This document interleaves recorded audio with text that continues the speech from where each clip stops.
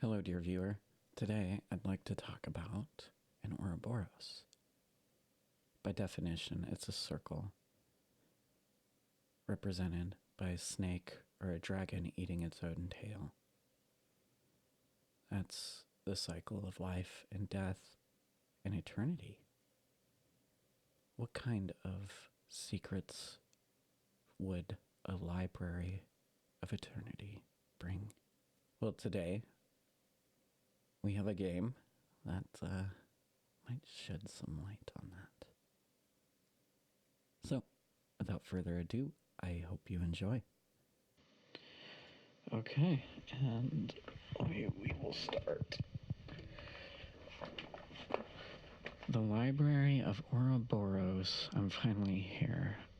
It's almost anticlimactic. If the rumors are true, the library contains knowledge beyond anything one might hope to find on Earth. Words of power, occult learnings, enough to transcend death. It will be mine, all of it. I just need to know where to look. Well,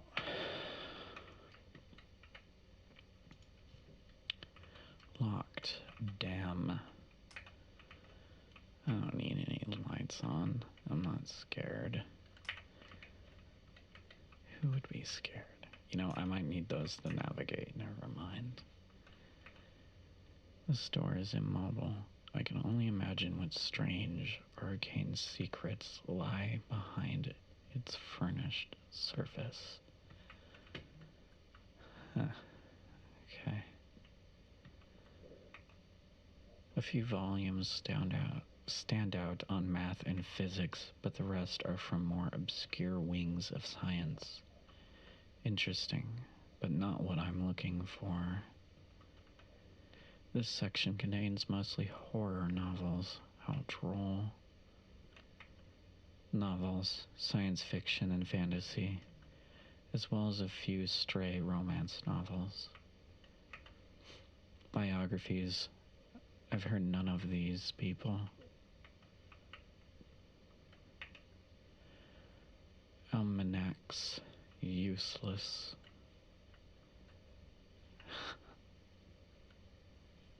These books individually. The Minister's Doom, Act 3, Scene 2. Bernice enters, followed closely by the librarian. Bernice is breathless, looking both exasperated and slightly excited. The librarian's expression is unreadable, as per usual. Bernice. But my husband will find out about us. He won't stay out forever. Librarian. I wouldn't be so sure, my dear. But should we retire to the living room if we're to speak of such unpleasantness as your husband? Bernice's face breaks suddenly into a grin. She grabs the librarian's hand, taking him onto the couch beside her. Bernice. Fine, then, if you're to stay, I want to hear some of those secrets you keep talking about.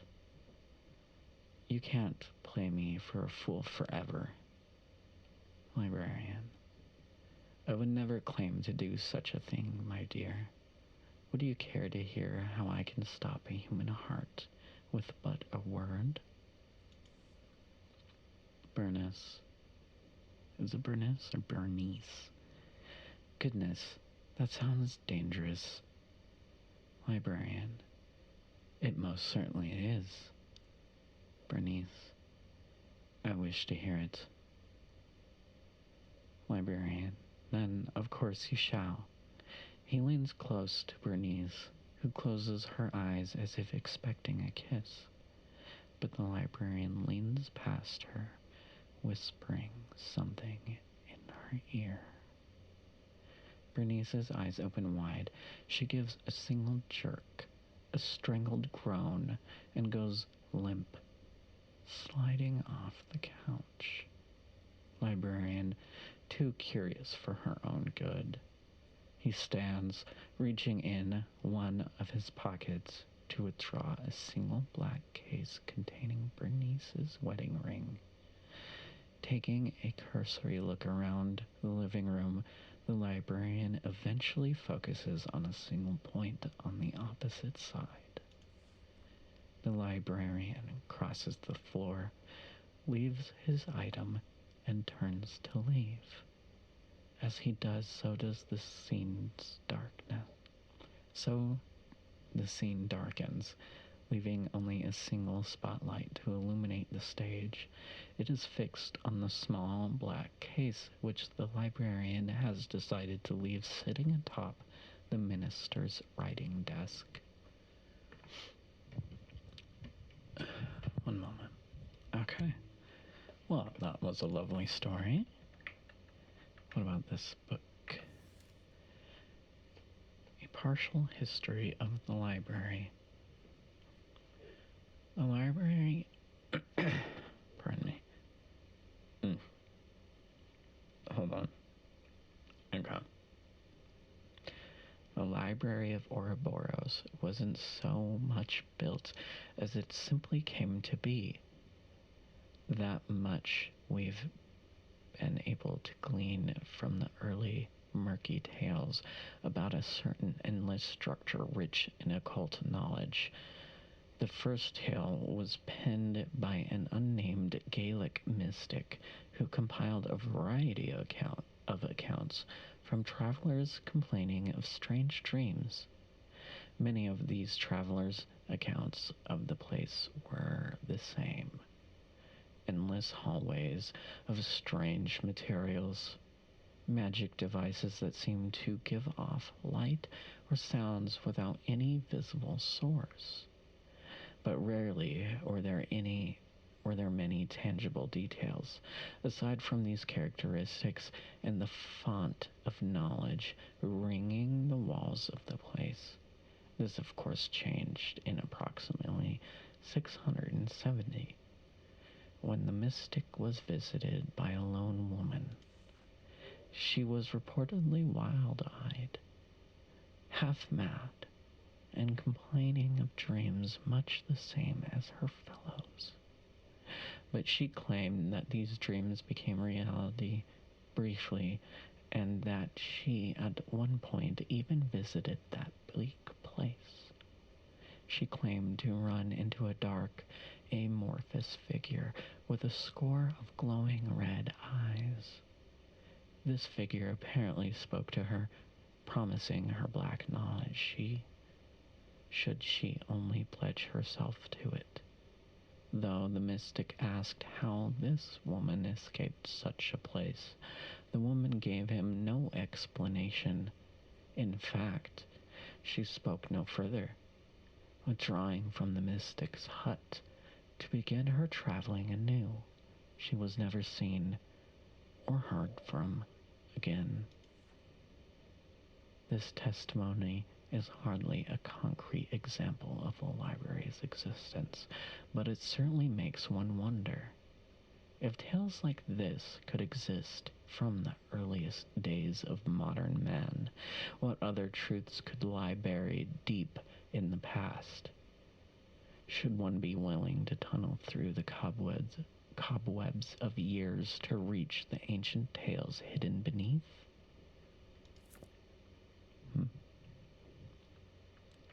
Next, on the Founder. They came to the domain, a blank canvas in the cosmos, from places unknown and old as time. They have existed longer than man, longer than the sentient stones of longer than the cosmic force that runs through all things. They have always been. They saw the ruin that coursed through the universe, the constant in and out flux of entropy, and with entropy went items of worth. And it was that worth that they sought to salvage. Not things, ideas, thoughts, power intangible. Through the years they reached for their Through the years they reached, for their powers were immense.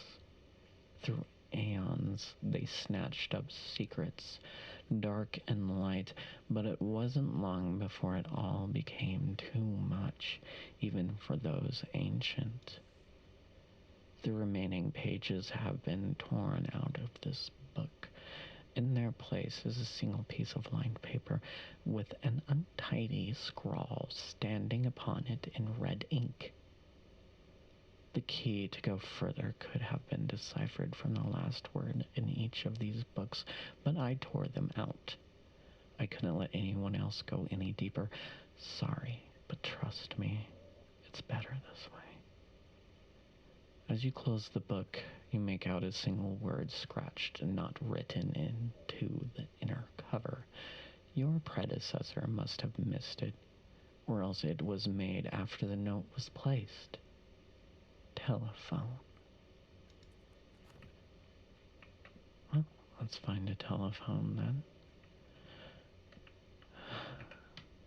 Books on philosophy, history, and a few stray encyclopedias. Not useful.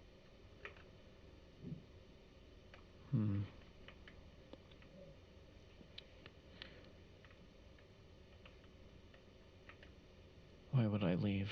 I've only just arrived. There's a telephone. It would be by this desk, correct? Here it is.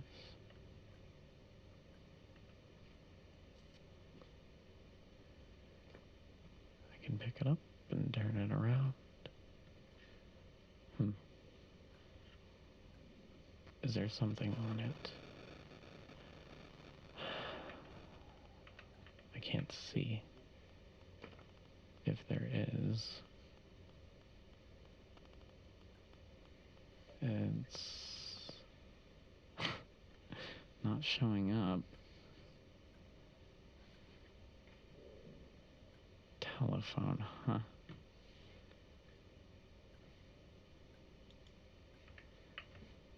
Well, I'm not seeing much with this telephone. The last word of each book, huh? Leaving saying atop the minister's writing desk. They said they ripped out the pages, which explains why. Hidden beneath the desk, beneath.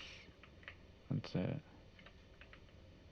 This one's telephone, but here's another book. A transcript. I've been having these nightmares, Doctor. I'm alone. But I don't feel alone. Not like I should.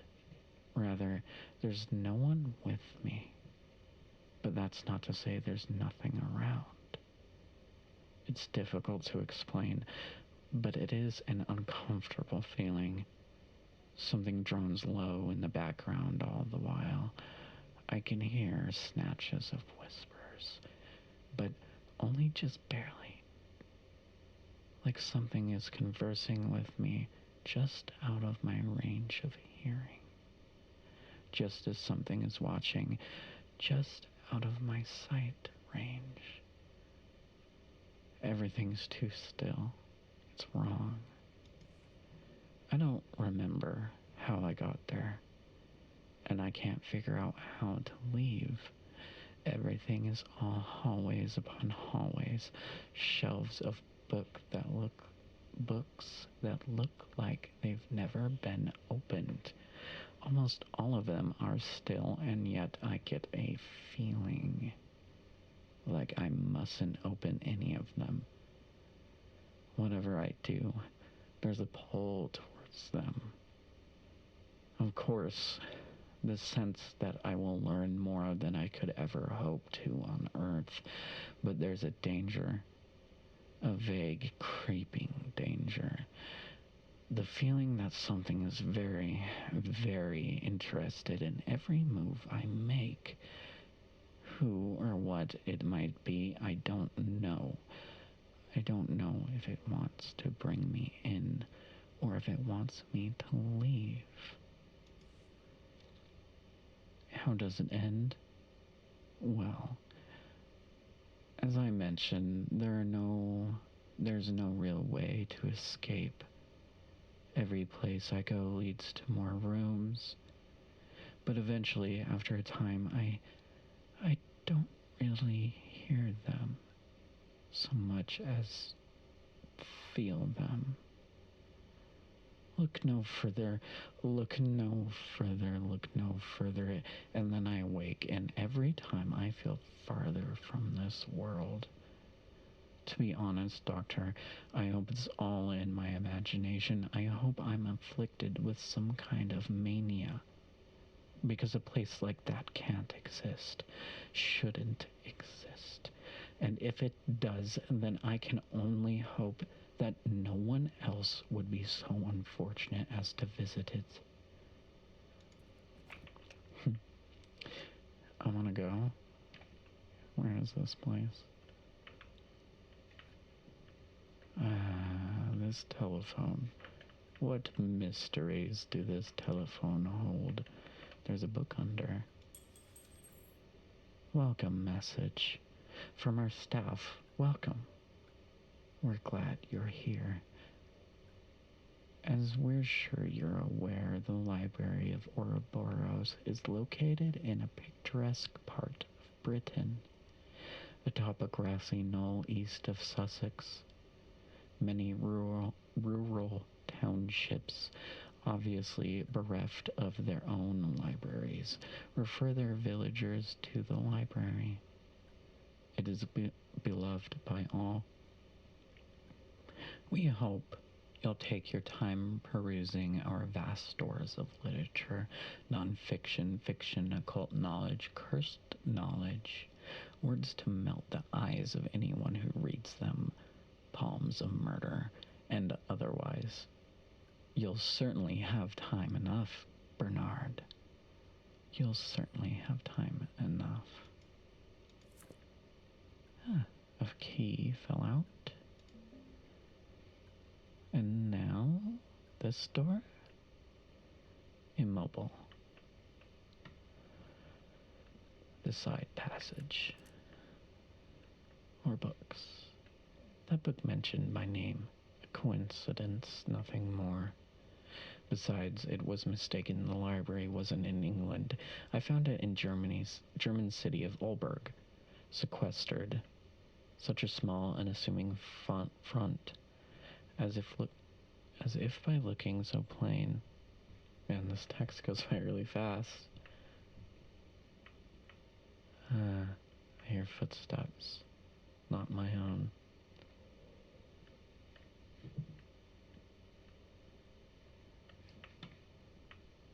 Interesting. There's a locked box. It needs a code. And any of these books I can read? No. Locked as well. Damn. Another door. There are desks. And a desk. You're an avid reader, aren't you, Bernard? You can't read these books, but don't fret. They'll pave your road to knowledge. If you're stuck, think of yourself like a cataloger or a librarian. That has a nice ring to it, doesn't it? The case toward the windows seems as good a place as any to start. Toward the windows. The case.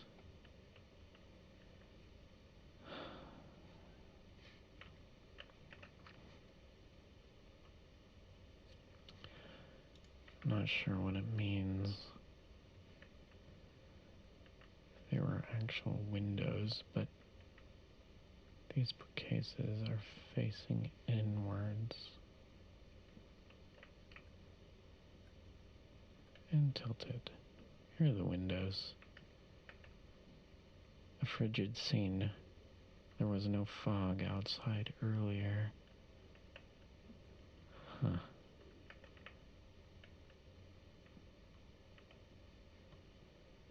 interesting. The case towards the windows. I can't pick anything up there.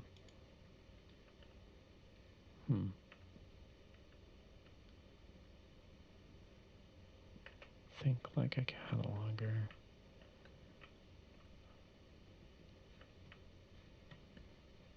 Oh, I get it. 4 books. 1, 2, 3, 4. 4. 1, 2, 3, 4, 5, 6. 4, 6. 1, 2, 3, 4, 5. 4, 6, 5. 1, 2, 3. 4, 6, 5, 3. Let's try it. 4, 6, 5, 3. I got a brass key.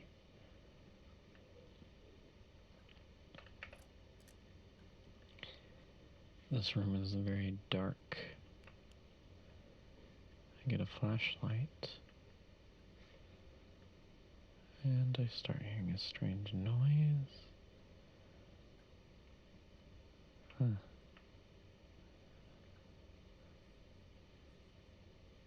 I hear writing or papers. Ooh. Seems like someone tried to board this room off. I can't remove the nails with my hands.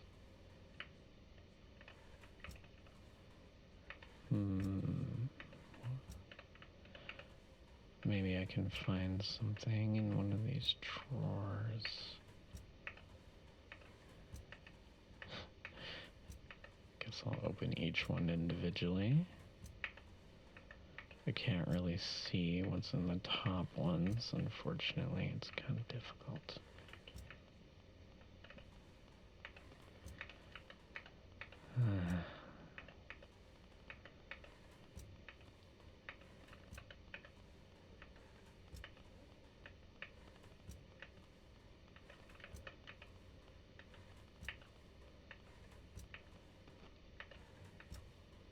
You can't be serious. There's nothing in any of them. Or maybe I wasn't thorough enough.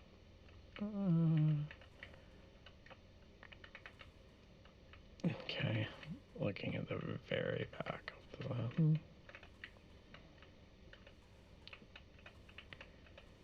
nothing.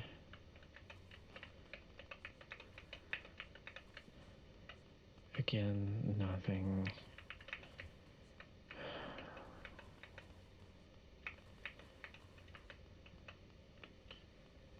Okay. It's a chair. Never felt threatened by a chair before. Well.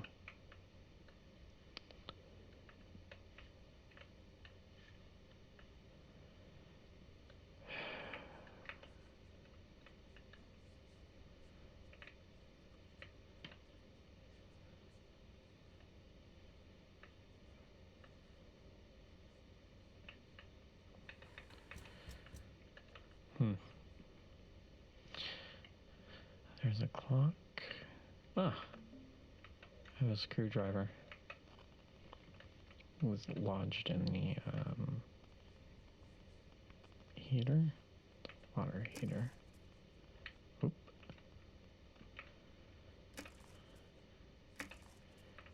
All right. Then we go downstairs.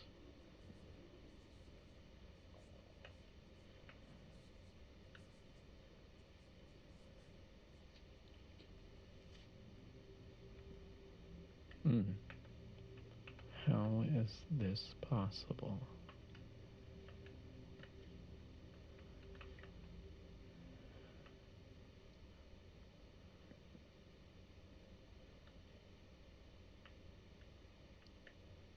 Ah, here's the book. The covers seem to be changing. Picked up. You'll regret it.